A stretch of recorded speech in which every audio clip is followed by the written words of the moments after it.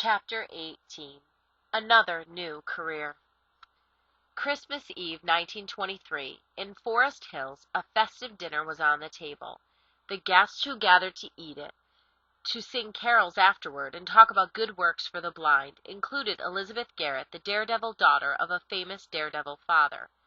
Anyone familiar with the legends of the Wild West will have heard of Pat Garrett, the New Mexico sheriff who brought Billy the Kid to justice. Elizabeth was one of 8 Garrett children. Blind since infancy, she became an accomplished musician, composer, and public speaker. She also rode horses, bareback and unaccompanied. One day she took it into her head to mount an unbroken pony that belonged to a young deputy sheriff. The pony flew off with her, racing down the road for miles and miles until he wore himself out, and when he slowed, Elizabeth slipped calmly off his back to sit by the roadside and wait for her father. Since then, she had traveled around the country entirely on her own, one of the very few blind people to do so. Elizabeth Garrett was a longtime friend of Helen's, and living proof that the blind could do almost anything they set their hearts on. Another of the dinner guests, Robert Irwin, had been blinded at the age of 5 and went on to become the University of Washington's first blind graduate, later earning a master's degree in education at Harvard. That evening, Mr. Irwin spoke about his appointment as research director of the American Foundation for the Blind, a new organization that would act as a national clearinghouse for the blind. It would decide on the best form of Braille and make it uniform throughout the country. It would build up a supply of Brailled books, discover new fields of employment for the blind, and conduct surveys to learn their needs. The American Foundation had been running on private money since it began in 1921, a few years earlier. Now the time had come to create a permanent endowment with broad public support. Mr. Irwin intended to enlist Helen and Teacher as fundraisers. "I confess that I shrank from the prospect," Helen said later. Surely fundraising was just another word for begging. The blind had been beggars for centuries, holding out cupped hands on street corners because it was believed they could do nothing else. Even though she would be begging on behalf of others, Helen was uncomfortable with the idea. Annie's feelings were stronger. She had been partly blind as a child, and she knew or suspected that she would be totally blind in old age. This prospect seemed shameful to her, Helen said, as humiliating as a stupid blunder or a deformed limb. But the vaudeville work had fallen away, and idleness never sat well with Helen. Besides, she admired Mr. Irwin, who had succeeded in starting regular day classes for blind children in Cleveland's public school system. She was willing to try, and since Helen was willing, Teacher consented. They would do 6 months of fundraising to see how they liked it. During the 6 months, Helen and Teacher would speak at 5 meetings a week in private homes, with the foundation supporting the 2 of them, as well as Polly. Nobody expected that this tentative beginning would change Helen's life, transforming her into a mover and shaker on the national scene, and internationally into a representative of America to people all over the globe. The foundation's president, Moses Charles Miguel, who was called Major Miguel, or the Major, had his reservations about Helen. He wondered about her political views. All her former loves and loyalties and ideas were still in place. If her radicalism flared up again, he knew she would be useless to the foundation. As it happened, Helen realized she could serve the blind best by withdrawing from politics. Besides, the war had effectively killed off the Socialist Party, and most of the wobbly leaders had fled the country. They were still her beloved comrades. She remained a socialist at heart and was proud to be one, but for the time being she withdrew from politics. Those first fundraisers brought the women to several eastern cities where they were only moderately successful. As Teacher told Major Miguel, the old prejudice that Helen was being used and coached by others seemed to follow them wherever they went. They moved westward. In Des Moines, Helen spoke before the Iowa State Legislature, as the governor later wrote to Major Miguel. Helen convinced them of the importance of doing something for the blind that is permanent and lasting. In Denver, where she addressed the Colorado legislature, lawmakers crowded the floor and packed the galleries to watch her. The foundation began to suspect that whether or not she succeeded at fundraising, Helen Keller had the makings of a powerful lobbyist. Returning to Forest Hills, the women learned that their house had been flooded. There were costly repairs to pay for. New clothing had to be bought. All 3 descended on the Fifth Avenue shops, and this, too, had to be paid for. When Annie explained to Major Miguel that they needed more money, his response was cool. Annie flashed back, "I am going to tell you that your treatment of Helen Keller and me does not confirm the high opinion I had formed of you. You bargain with us like a railroad magnate employed stokers, or road menders, it is a mistake to begin economizing on the driving power of the engine. The engine was Helen. Major Miguel handed the teacher problem to Mr. Irwin. He himself was busy with preparations for the Foundation's 1926 campaign, which would be launched in Washington. President Coolidge was unable to attend the opening meeting, but he invited Helen and teacher to call on him the next day at the White House. Mr. Coolidge was said to be cold, impersonal, and sour. In the words of Theodore Roosevelt's daughter, he was weaned on a pickle. But Helen, a gifted diplomat and irresistible when she wanted to be, took the president's hand in hers as they were introduced. Then she made some polite remarks, and after a moment's hesitation she said, "They say you are cold, but you are not. You are a dear president." Mr. Coolidge, with Helen's fingers on his lips to catch his reply, said, "You have a wonderful personality, and I am glad to meet you." They went out to the snow-covered lawn and posed for photographers. One of them snapped Helen with her arm around the president. Afterward, Annie talked to the press and gave verbatim what Helen had said to Mr. Coolidge, and what he said to her. Soon the news was all over the country, she told Major Miguel triumphantly.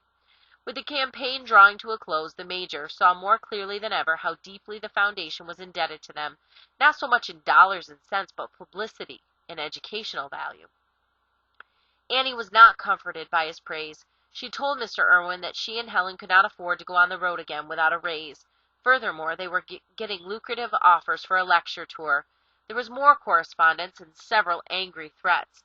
Then a most generous offer from the Foundation, gracefully worded.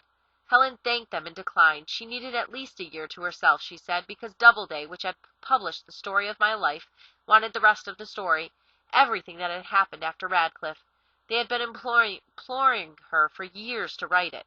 She had been promising for years to do so, and it was now or never. But if the Foundation still needed her after the book was finished, she would willingly take to the road again.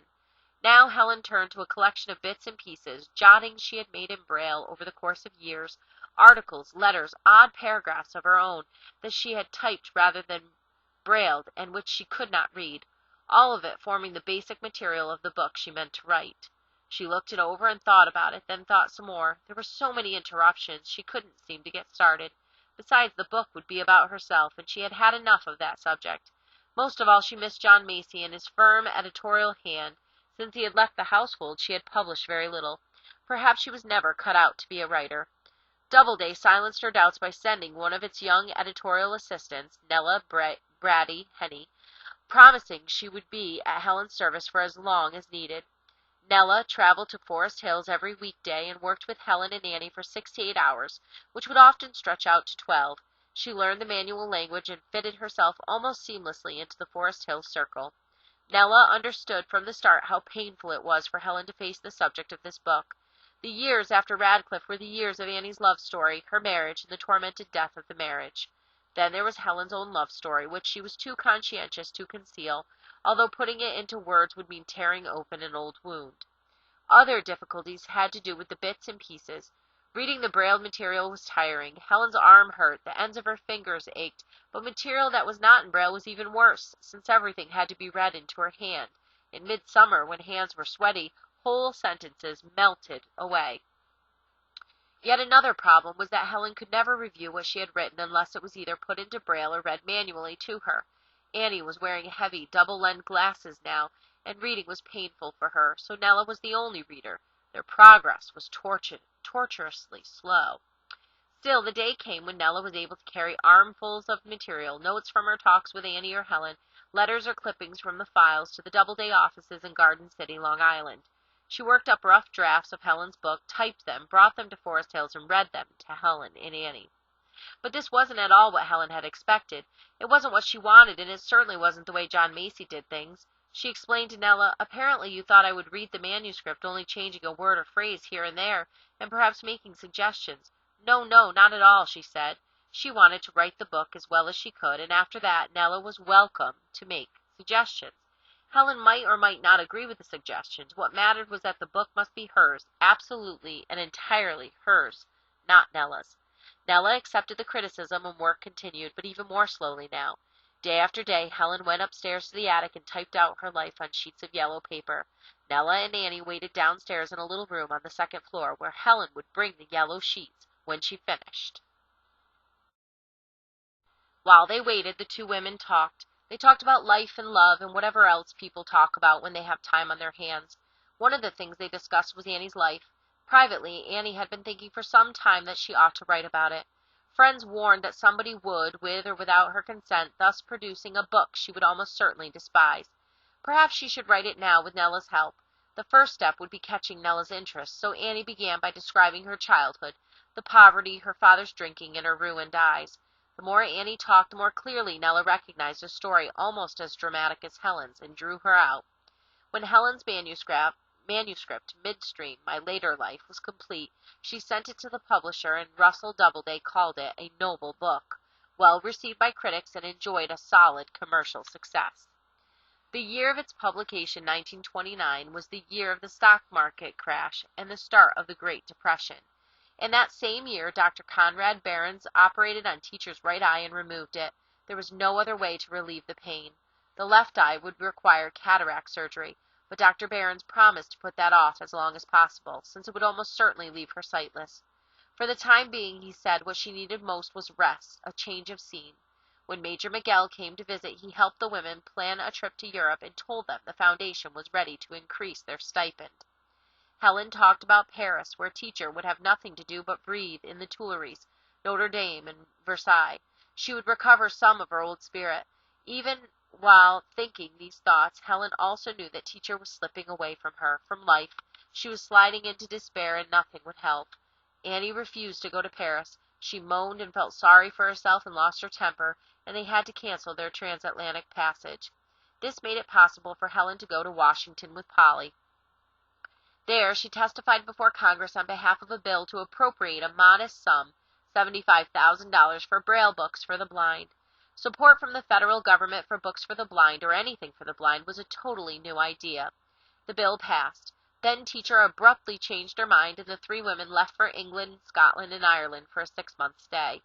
In the spring of 1931, the foundation prepared to welcome the first International Conference of Workers for the Blind to be held in New York City. Blind and sighted delegates with their guides and interpreters were coming from 32 nations, including South Africa, Yugoslavia, Japan, and India. Plans were made for entertainment, school visits, workshops, and discussions of every problem connected with the welfare of millions of blind people worldwide. Helen helped with fundraising. She made a speech of welcome to the delegates, gave a reception for them, and flew with them to Washington to present them to President and Mrs. Hoover. As soon as the conference was over, the Forest Hills trio boarded a steamship for France, bringing with them 2 trunks, a hat box, a shoe bag, 4 large suitcases, 3 small ones, 3 extra coats, and a Scottish terrier named Darky. The steamship line had found a villa for them in Concarneau, Brittany, with a cook housekeeper who fed them beautifully and became their friend. But the weather was miserable. Teacher came down with a series of sinus infections that affected her vision. There were hints of cabin fever in the air, until a day in June when the postman brought an invitation from the Yugoslav government. All 3 women were invited as guests of the kingdom for the purpose of arousing public interest in the welfare of the blind. It was the first of Helen's many official trips to foreign countries.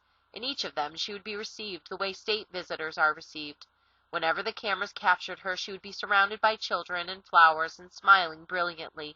Part of her charm was this brilliance, this natural glow of a personality that refused to be contained within its steel cell. Wherever Helen went, especially in the less developed countries, she was seen as a symbol of America. Hope and optimism were American, success was American, and these were the themes of Helen's life.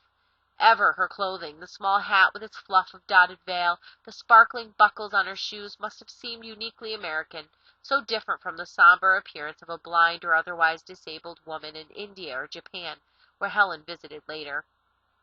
In Belgrade, the travelers were welcomed with music and flowers and a chorus of little Serbian children, all blind and all wearing traditional costume, who sang the Star-Spangled Banner for them in English. They were given a banquet on a riverboat. They went to Zagreb and Bled and Ljubljana, and on very short notice were summoned by King Alexander to his summer palace. In Nella's account, the king did what everyone does. He asked Mrs. Macy just how she had taught Helen, and Annie Sullivan, child of the Tewkesbury almshouse, stood in the royal presence with the grace of a duchess and showed him. "Marvelous!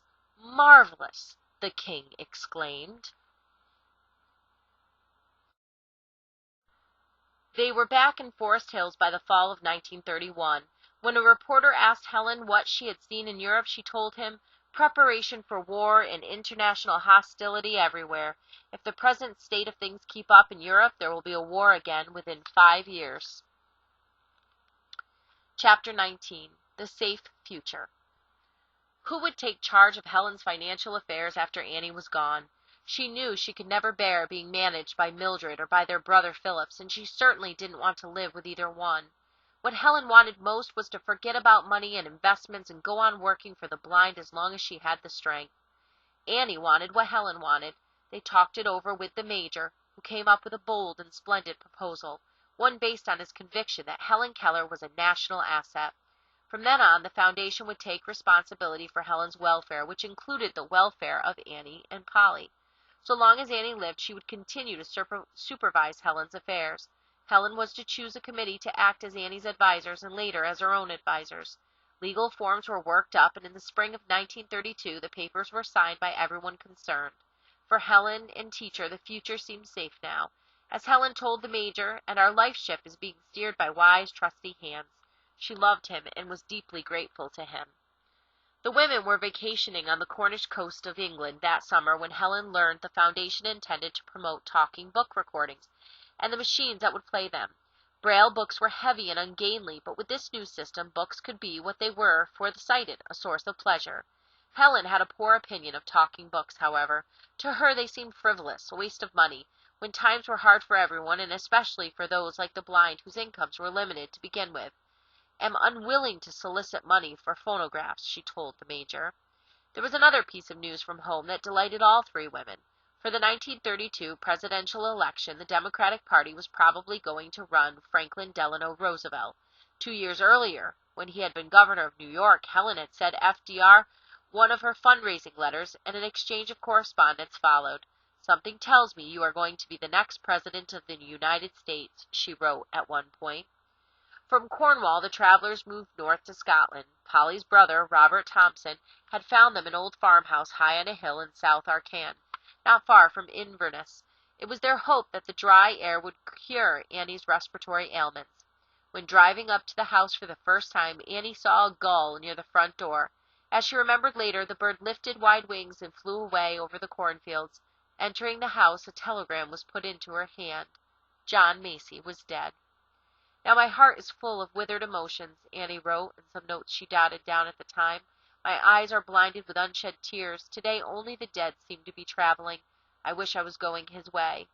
Although his life and talents had been spoiled by alcoholism, she still thought of John as young, gifted, and intimately her own. Nella's book, Anne Sullivan Macy, was published in the fall of 1933. What began as Annie's life story, to be written with Nella's help, had become entirely Nella's work, a biography rather than an autobiography. The book was a great success, and Helen sent a letter full of praise, but she may have had reservations about it, a secret belief that Nella had not done justice to her subject. 20 years later, Helen would publish her own biography of Annie Sullivan. Annie herself had nothing to say about Nella's book. Her world was very small now, bounded on all sides by physical suffering. When reporters questioned Helen about her teacher's health, she wept and almost broke down. Within a week, teacher was taken to Doctor's Hospital. She was supposed to rest, and visitors were allowed only a few minutes at a time. She was worn out, Helen said later, and as she confessed to me afterwards, she had let herself drift into futile rebellion against her blindness. "I have behaved like a naughty child," she said, "and cried for the moon, and disobeyed all my own injunctions to treat a handicap as an opportunity for courage." They spent the summer in the Catskills, came home to Forest Hills, and then abruptly went to Jamaica because Annie had been talking about Puerto Rico and sunshine. "The island is beautiful," Helen wrote to Miguel, but Annie went to bed the minute they got there. At home again, she employed Dr. Behrens to operate on her remaining eye, putting her arms around his neck and begging him, until at last he did. By August they were at home in Forest Hills, where the heat was unbearable, so Helen rented a beach cottage on eastern Long Island, thinking that Annie could at least take a little exercise and get some sun. One day Annie surprised Helen and Polly by walking down to the water and wading in. Suddenly she grew dizzy and collapsed. The woman led her, half carrying her, back to the cottage and put her to bed, as she sobbed, "I am trying so hard to live for you."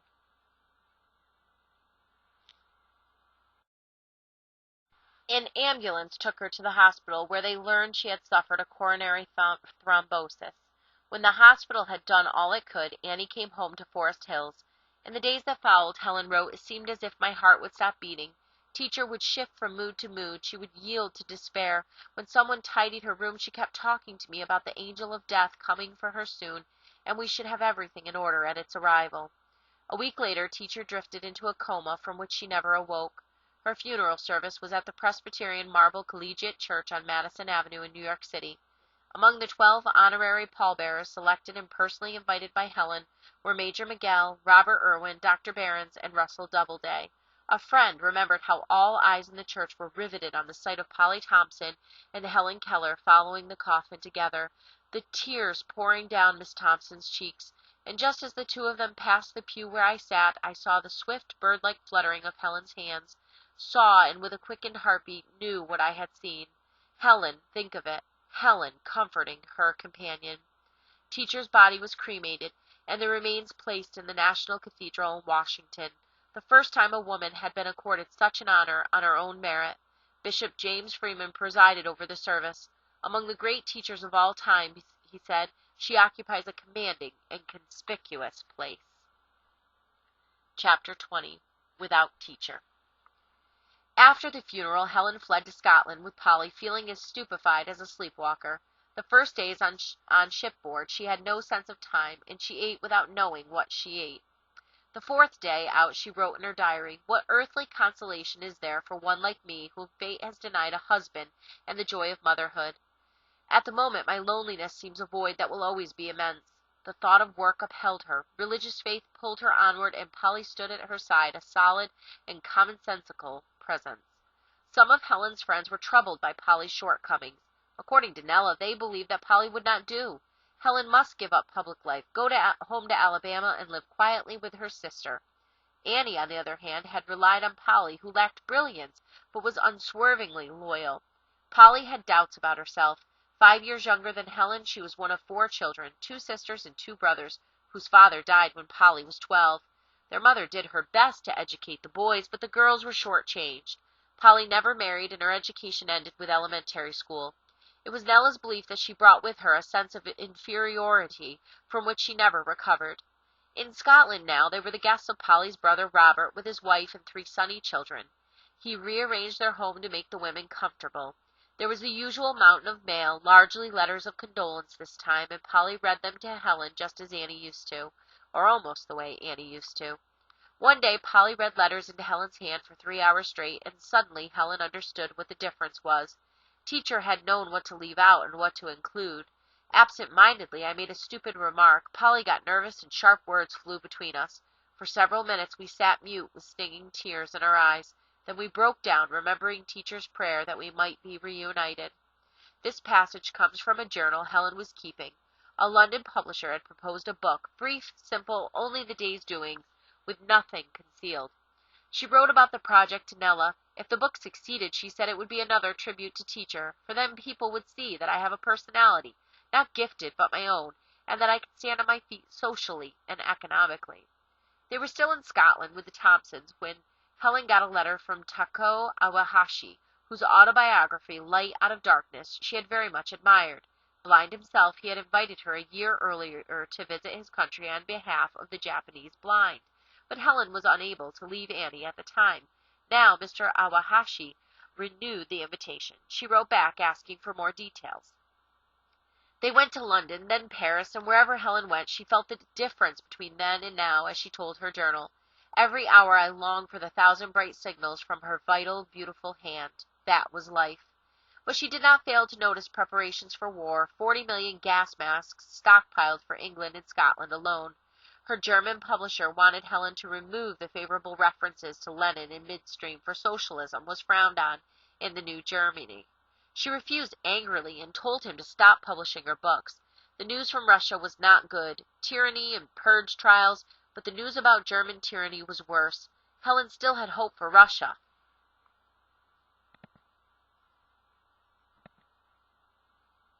One had to keep in mind the misery of that earlier Russia, she said, whose vast peasant population was illiterate and superstitious. When they came back to Forest Hills, they learned that Major Miguel had been in touch with Japan.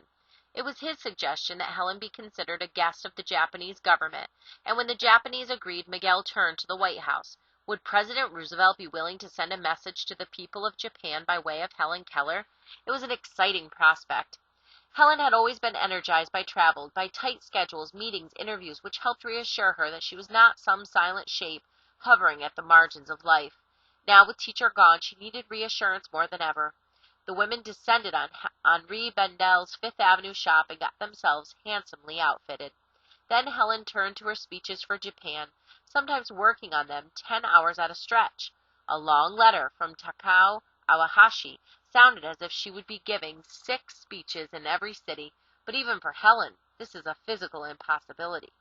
On the day of departure, a group of friends came to Grand Central Station to see Helen and Polly off, and when their train reached San Francisco, Helen was given a message from President Roosevelt.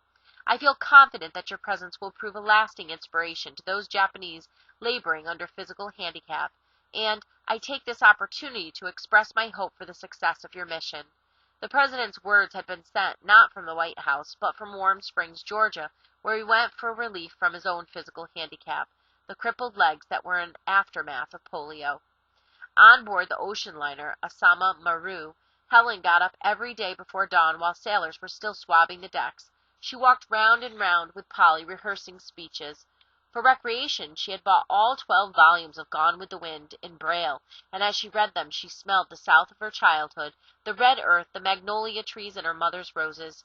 She remembered the demon she was before that Yankee girl, in the captain's words, came from Boston to save her. When the ship docked in Yokohama, they were greeted by thousands of children waving Japanese and American flags. Takeo Awahashi was there, and representatives of schools for the blind and the deaf, and Joseph Grew, the American ambassador. Grew escorted Helen to a banquet given in Tokyo to honor her, and was astonished by the dignitaries who came to it. The Prime Minister, the Foreign Minister, the Home Minister, the Mayor of Tokyo, and Prince Tokugawa, President of the House of Peers. No foreign visitor had ever been accorded such an enthusiastic reception, said the Akita Journal, not a prince or president, kaiser or king. What Helen felt was a loving hand held out to her, one that lifted her mind above personal suffering. In Tokyo, she was invited to view the cherry blossoms at a party in the Imperial Gardens, where other guests included princes and princesses, the cabinet, and the diplomatic corps. Helen and Polly were received by the Emperor and Empress, an exceptional distinction for foreigners. Japan was hard work.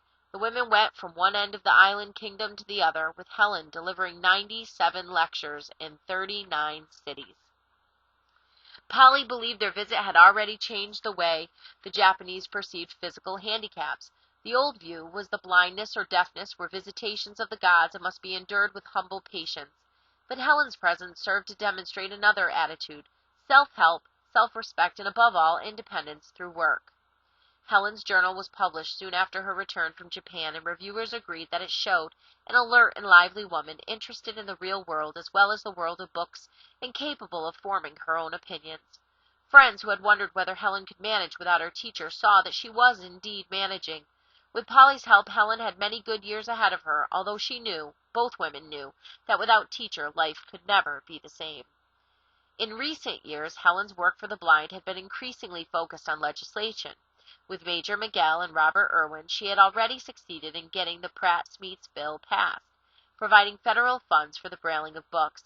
But when the bill was brought in to help cover the cost of talking books, Helen had balked. She became strident and furious. Nevertheless, talking books proved to be popular with the blind, and Helen very sensibly changed her mind. One of her most important contributions concerned the Social Security Act of 1935.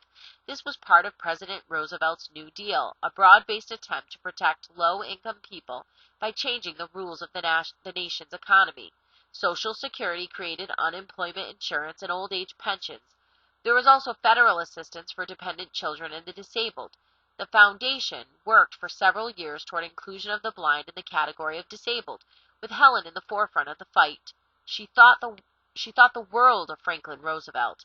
The blind of America have cause to bless him, she told Major Miguel. He has done more for their well-being than any other president of the United States. Roosevelt had a high opinion of Helen. At a Democratic dinner attended by the president several years earlier, the toastmaster mentioned talking books and said Helen Keller was sponsoring them. FDR then passed a slip of paper to the toastmaster on which he had written, "Anything Helen Keller is for, I am for." She was well on her way to becoming a national heroine. Polls regularly placed her among America's greatest women, and in years to come she would be honored by the nation's highest award for civilian achievements, the Presidential Medal of Freedom conferred by Lyndon B. Johnson. Now, in 1938, Helen faced a problem that was minor but pressing. She needed a place to live. The Forest Hills house had been sold because she never liked it. Neither did Polly, and with Annie gone, they liked it even less. The women were welcome to stay on until September, the new owner said, but where after that? On impulse, Helen decided they would go abroad, incognito, no reporters, no photographers, and her name not to be on the passenger list. Polly would be with her, and Herbert Haas, formerly their neighbor, who had moved in with the women to serve as chauffeur, steward, and man Friday. Haas had learned Braille and was devoted to Helen.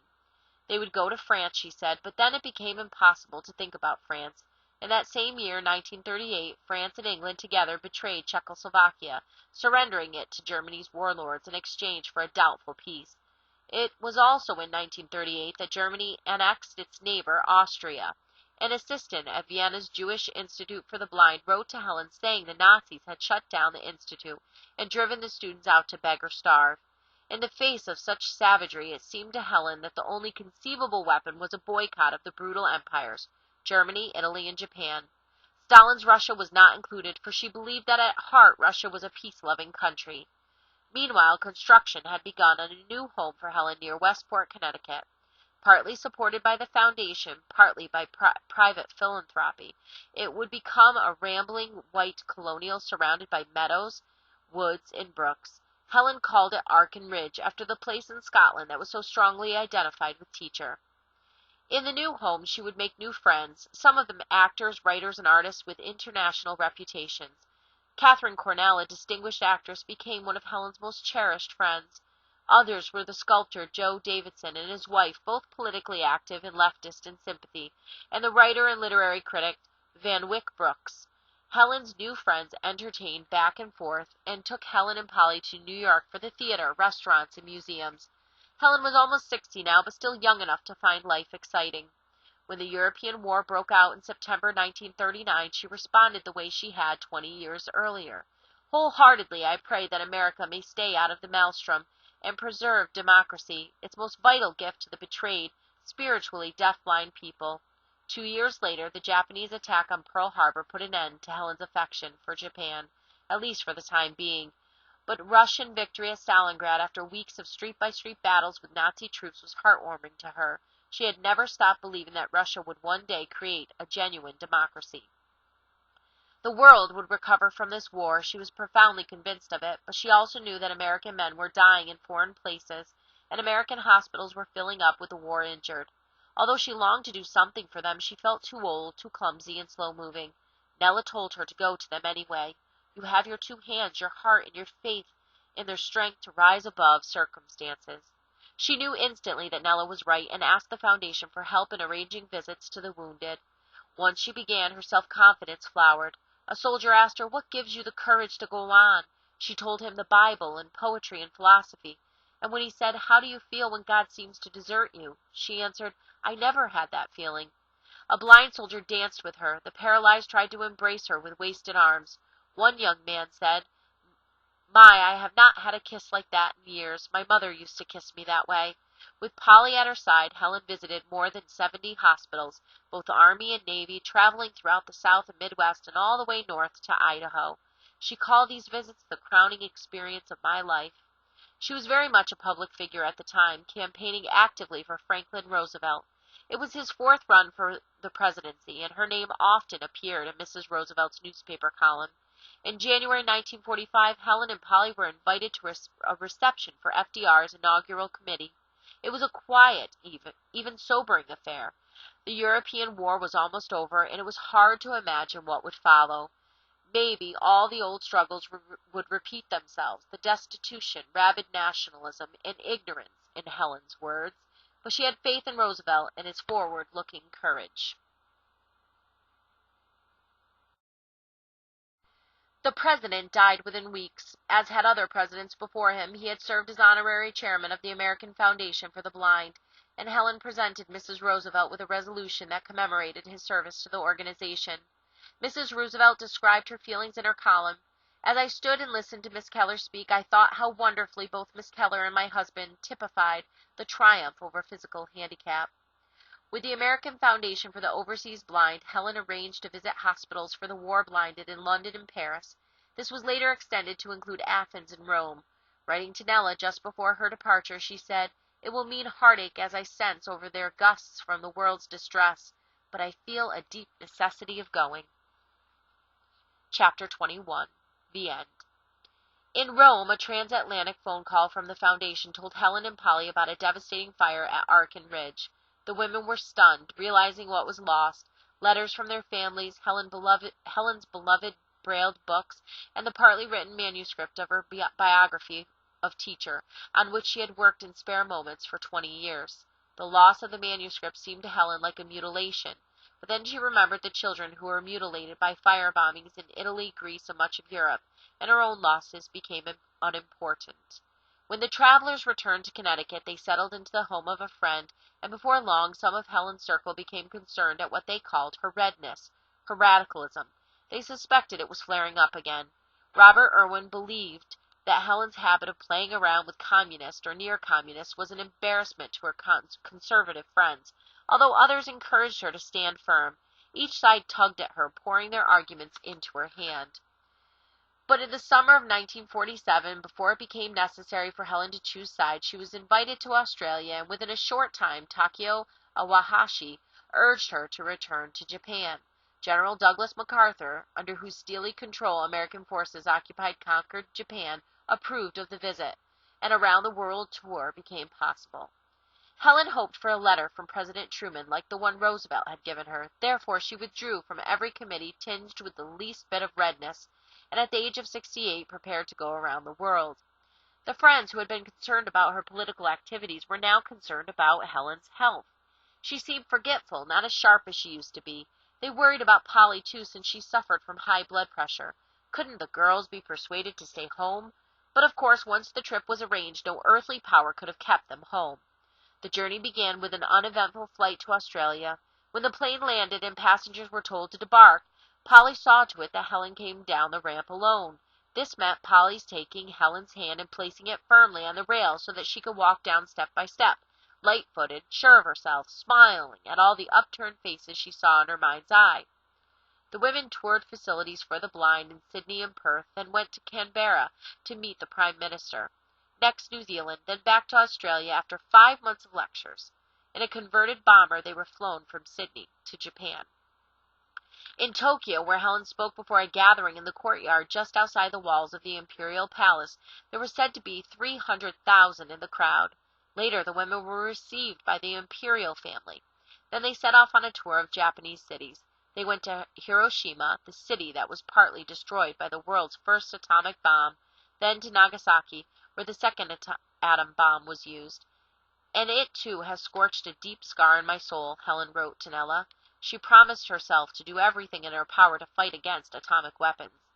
They had planned to go on to Korea, China, and India, but after Hiroshima, Polly seemed worn out, and an army doctor found her blood pressure dangerously high. After 61 days in Japan, the women boarded an army transport at Yokohama and left for the United States. At the Mayo Clinic in Minneapolis, they learned that Helen was in fine condition, but Polly was not. Nella reported to Herbert Haas, "Polly is exhausted. She is at the breaking point, the danger point. She has to live quietly, or she won't live at all." They settled into their new home, a replica of Arkin Ridge, built on the same land paid for by the same generous benefactors. Helen, like Polly, was supposed to live a less hectic life now. Her speech-making was kept to a minimum, although she did a good deal of writing magazine articles related to travel or to people she knew, with Nella serving as her editor, and she hoped, as everyone in their circle hoped, to find an understudy for Polly. Then, unexpectedly, in September 1950, Herbert Haas died, and their friends began to worry about the two elderly women living on their own in that oversized and isolated house. They were further troubled by an invitation Helen had received to make a tour of South Africa.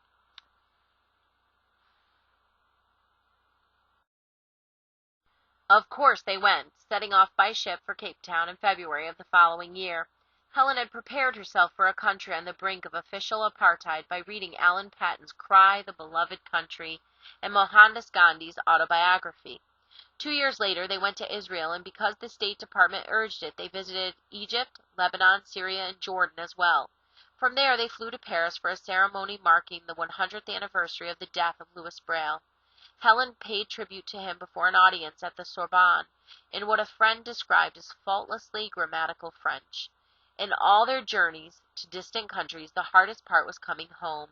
For weeks they had been treated like royalty, fed like royalty, their wishes whenever possible taken as commands, and afterward they found themselves in a too-large house in Westport, Connecticut, surrounded by several acres of uninhabited countryside. Some of their friends thought they were alone too much. Helen needed stimulation, they said. She was beginning to age, and her remaining senses did not function as well as they used to. On the other hand, a neighbor described her as animated, almost girlish.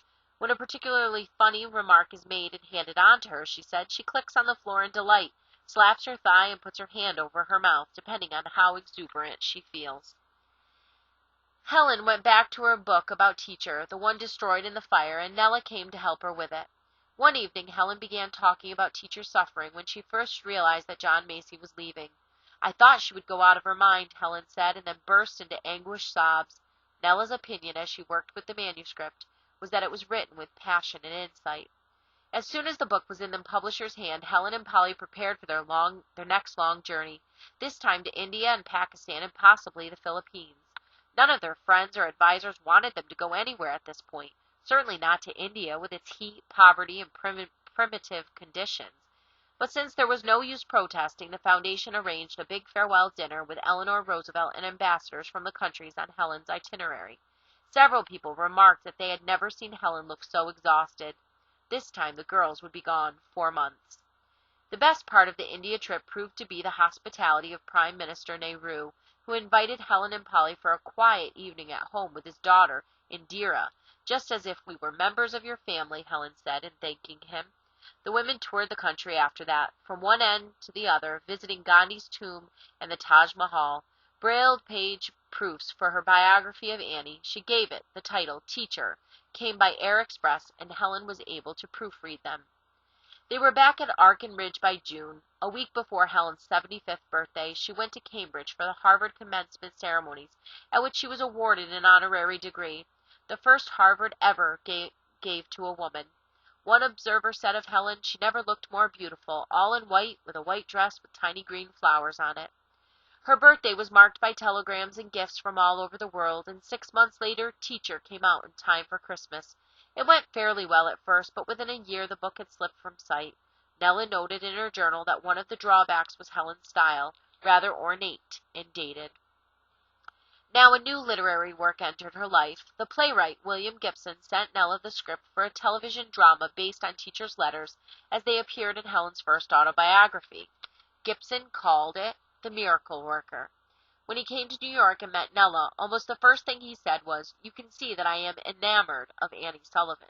In Nella's opinion, the script had both dramatic power and literary merit, but Helen never cared for it, and Polly liked it even less. On a day when Helen and Polly were alone at Arkin Ridge, they were visited by the disaster everyone had been dreading. Polly, who was fixing lunch, suddenly began to sway. She had trouble breathing and said she wanted to go out to the terrace, but it was so cold outside that Helen persuaded her to come in. Polly went back to fixing lunch, turning on the burners of the electric stove. Helen, hovering over the stove in a state of controlled panic, immediately turned each of the burners off. Polly's legs began to buckle, and Helen led her to the bathroom. Polly tried again to fix lunch. 2.5 hours after the start of Polly's heart attack, the postman saw the open terrace door and phoned for help. Afterward, 2 nurses were found to care for Polly, and the Foundation sent a secretary to handle Helen's mail. Friends who came to visit found the place gloomy. Helen said she was old and tired and wanted only to be left alone. But the television production of The Miracle Worker was such a huge success that Gibson was determined to bring it to Broadway, perhaps even make a movie after that. Nella explained to Helen that The Miracle Worker was going to bring in a great deal of money, especially if it became a movie.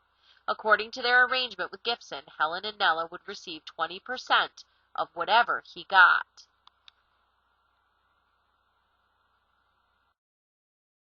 The money was to be shared between them, half to Nella for Anne Sullivan Macy, half to Helen for the story of my life. All the details would be handled by Nella, who had Helen's power of attorney. Nella soon learned that there was a great deal of money was concerned. There was bound to be discord.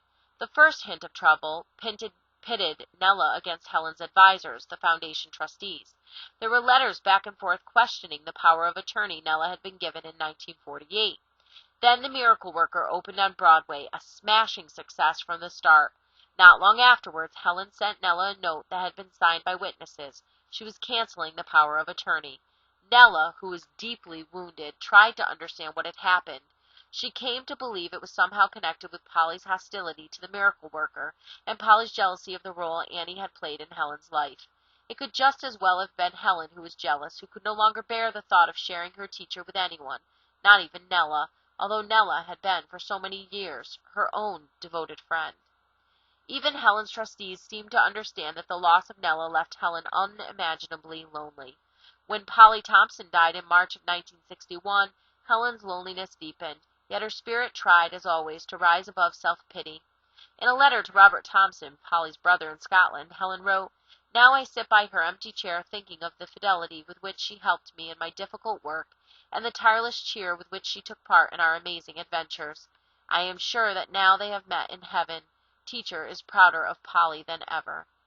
Nella wondered who would dress Helen now, who would rehearse her speeches and stand beside her on the platform as interpreter.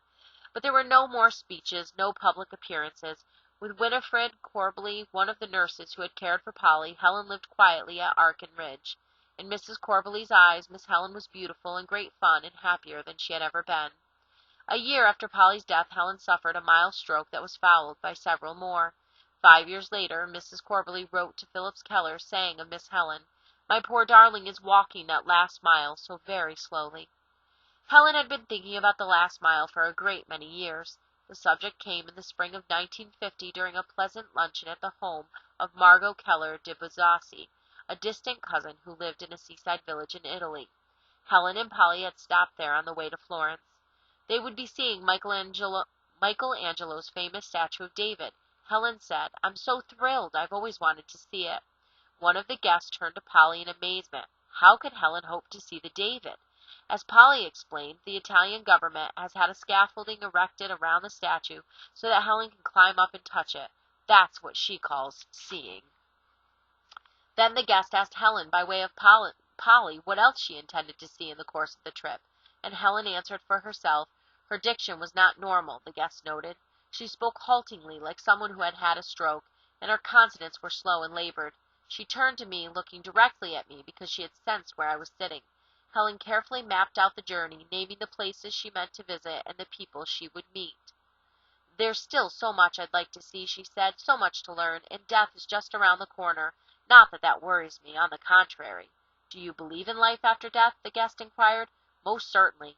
It is no more than passing from one room into the other." They sat in silence for a few moments, then slowly and quite distinctly this time Helen spoke again. "But there's a difference for me, you know, because in that other room I shall be able to see." In June 1968, when she was 87 years old, Helen Keller succumbed to heart disease and entered the other room. She was cremated according to her wishes and her ashes brought to the National Cathedral in Washington. The choir of the Perkins School sang at the service. Then the urn that held Helen's remains was placed beside the one that held her teacher's. According to one report of her death, the attending physician noted a smile on Miss Keller's lips.